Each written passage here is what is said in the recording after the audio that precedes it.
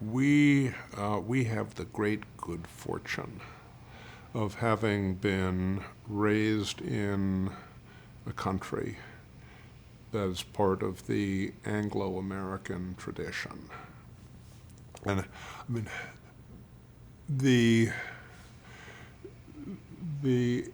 English and American and Canadian, Australian, and maybe New Zealand, to some degree the Commonwealth tradition also, traces back to a very special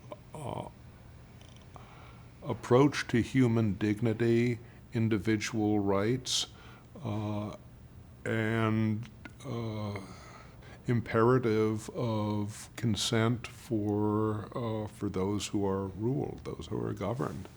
And I mean, I tend to think that the prospects are not so bad in other parts of the world.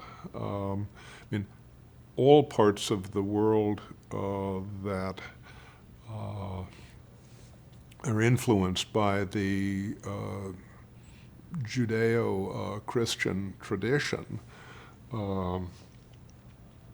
have an appreciation of the ultimate accountability before your Creator and of the immortality of the soul.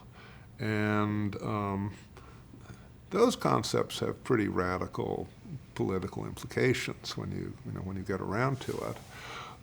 But even outside of the Anglo-American tradition and the Judeo-Christian tradition, I think there is an appreciation of what we might call liberalism, open society, in other settings. I mean, it wasn't dominant, but we see, throughout the 1800s and 1900s, the bursts of liberalism in Asia. Certainly in Latin America are heirs to much of the same tradition that I mentioned, and I think there's a lot of I think that there's a lot of hope for open societies around the world. But of course, the institutions of the open society are very fragile and very vulnerable, and they have to constantly require protection and nurture. It's nothing that can be taken for granted.